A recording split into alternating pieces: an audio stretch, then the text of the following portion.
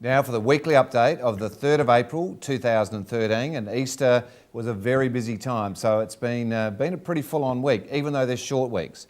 Now joining me in the studio via, I think, Brisbane on the phone is RP Data's Senior Research Analyst, Cameron Cushion. Well, welcome Cameron. Thanks for having me, Anthony. I stumbled on your name then, mate. Yeah, that's all right. I get that sometimes. Yeah, well, we had Tim in the studio a couple of weeks ago, and I think I got that one right. Now, Cameron, you're up in Queensland? Yes, I am. Yep. And we were just saying before, is it beautiful weather up there like it is in South Australia? No, it's not at the moment.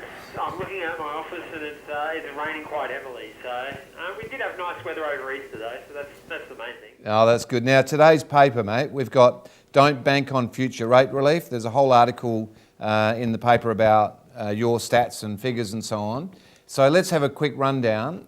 Just let's look at, we'll work global again and then national and then drill down into South Australia. Globally, anything big happening?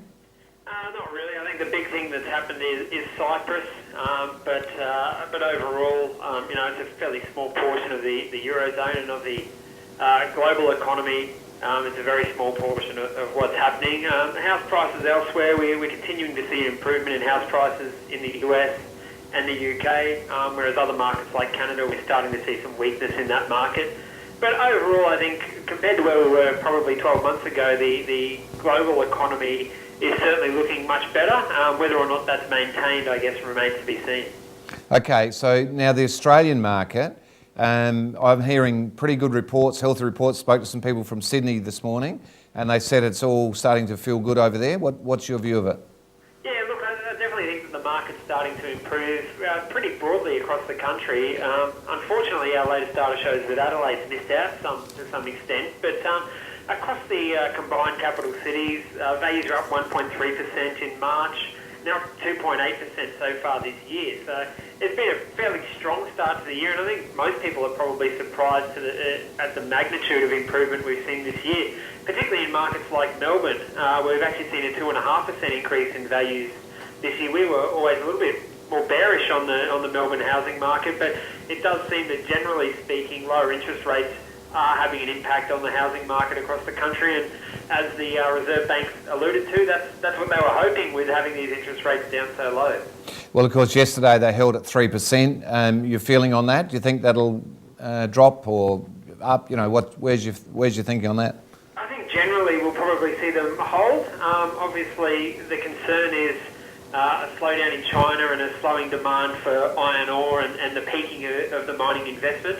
And they may trigger, those factors may trigger a rate cut later in the year, but certainly for the moment, I can't see anything that's going to arise over the next few months to really force the RBA's hand to cut interest rates at this point in time. But, never say never.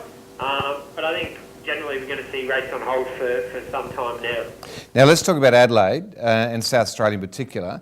Today's report saying house prices have shrunk by 0.5% since the start of the year. What's your feeling that's just pretty much historical stuff and that'll plateau and start to rise?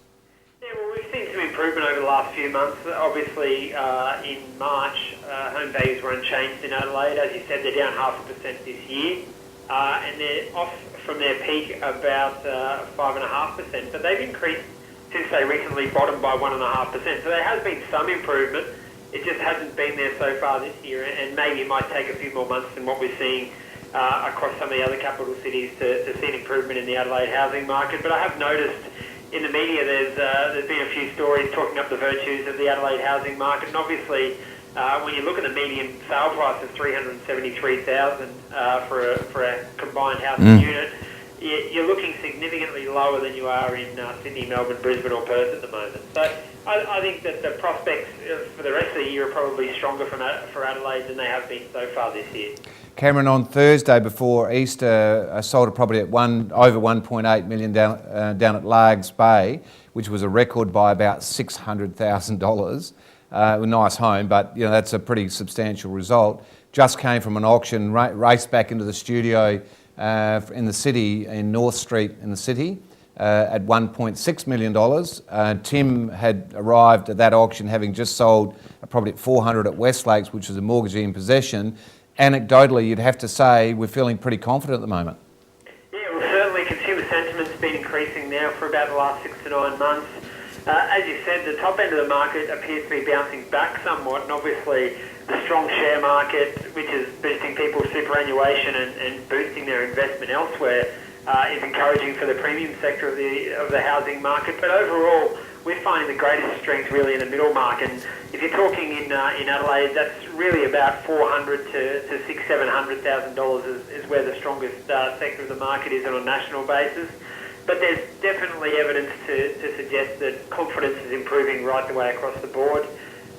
Specifically in Adelaide, we had seen sales volume deteriorating for a number of years, and we are starting to see a bit of an improvement in sales activity. And again, that feeds into the confidence story, that people are becoming more confident and showing a greater propensity to get out there and spend on housing. Cameron, our example of one, or sample of one with our organisation, we had the best February we've had actually ever, including the boom. So we're not 100% sure why that's happened, but we're pretty happy to take that. Are you hearing any reports like that? We're hearing fairly similar reports from some of the other franchise groups across the country that both February and March have been very strong, and certainly our data is backing that up. I guess our only concern is can this pace be maintained right throughout the year? If we look at across the combined capital cities, home values have increased by 2.8% so far this year. You annualise that, that's about 11% growth over the year. I don't necessarily think we're going to see it that strong. But I do think that we will continue to see some improvement in home values across most capital cities. Yeah, and I think at the risk of talking it up, our experience is that individually some of the sales have been really, really hard work as well. So when we say it's picked up, it's not picked up for everyone that's selling their property. No, and I mean, I've noticed that myself in other parts of the country as well. It seemed to start very quickly, but has slowed over the last few weeks in terms of the amount of new stock coming onto the market. We're not seeing a huge amount of new stock entering the market at a national level. It's about 14% lower than at the same time last year. But I guess the concern is we've still got that level of stale stock on the market that people are just leaving advertised on one of the advertising portals and not really being serious about selling. And I guess from a buyer's perspective, that can be quite frustrating because you're just seeing the same stock over and over again, and you know that those vendors aren't really serious, and subsequently at the moment we're not getting a huge amount of new stock entering the market. So there's nothing to, that may lead to a bit of a slowing down over the next 3 months or so. Now, just a quick switch to rentals. Just a quick scenario of how you're finding it. Look, there's not a huge amount of rental growth out there in the market at the moment, outside of obviously Perth and Darwin. Rents in Adelaide are up by about 1 to 1.5% over the past year. But with limited growth and some in values and some slight improvement in rental rates, we are seeing yields nudge a little bit higher. And at the moment, your gross yield's 4.4% for a house and 4.7% for a unit. Houses are well above the capital city average, and units are slightly below. But if these conditions continue, we would expect to see yields improve over the coming months. And the other thing, we're running at 0.8% vacancy rate. I know in balance they've historically been 3%, so that means it's tight as a drum. What about the rest of the country?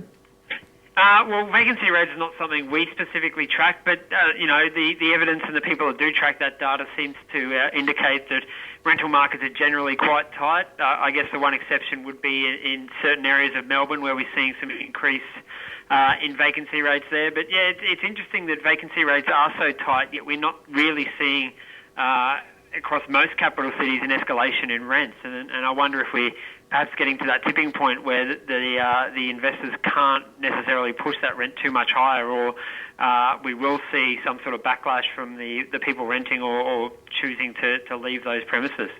Thanks very much, Cameron. That's been excellent.